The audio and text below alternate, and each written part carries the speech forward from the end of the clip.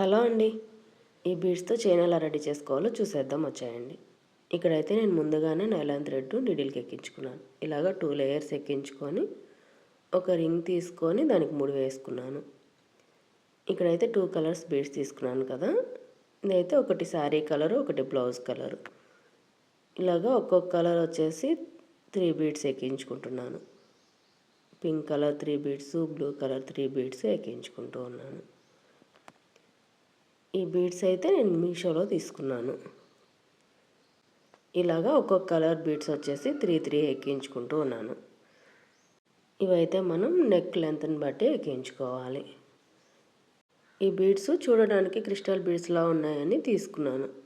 పిక్లో చూసినప్పుడు కూడా crystal beads లాగే అనిపించాయి. కానీ ఇవైతే ప్లాస్టిక్ బీడ్స్, క్రిస్టల్ బీడ్స్ లాగే కనిపిస్తాయి. వెయిట్లెస్గా కూడా ఉంటాయి.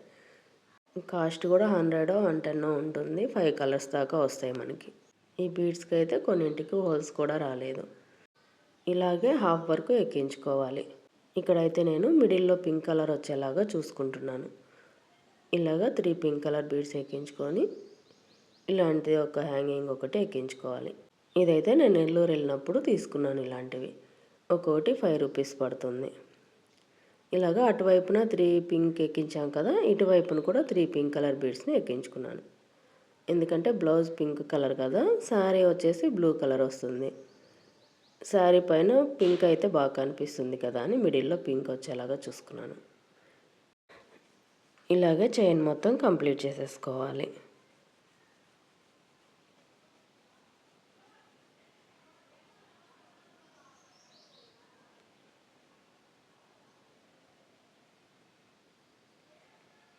ఇలాగ కంప్లీట్ అయ్యాక ఒక హుక్ తీసుకొని ఇక్కడ చూపిస్తున్నట్లుగా ముడి వేసేసుకోవాలి.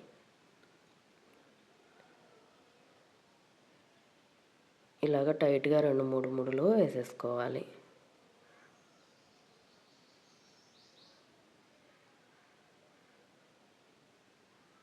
ఇప్పుడు ఎక్స్ట్రా ఉన్న థ్రెడ్ని కట్ చేసేసుకోవాలి.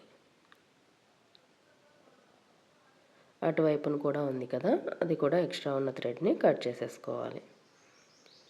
ఇప్పుడు ఈ థ్రెడ్ని కొంచెం హీట్ చేసుకోవాలి. హీట్ చేసుకోకపోతే జారిపోతుంది. ఇలాగ 2 వైపులా హీట్ చేసుకోవాలి. ఇక్కడైతే మనకు బీడ్స్ చైన్ రెడీ అయిపోయింది. ఇలాగ మనం కొన్ని బీడ్స్ అయితే తెచ్చిపెట్టుకుంటే మన శారీ కలర్కి తగ్గట్టుగా మనం ఇలాగ రెడీ చేసేసుకోవచ్చు. ఈ చైన్ మీకు ఎలా అనిపించింది? ఈ వీడియో కనుక నచ్చినట్టయితే లైక్ చేయండి, షేర్ చేయండి. అలాగే మన ఛానల్ని సబ్స్క్రైబ్ చేసి సపోర్ట్ చేయండి.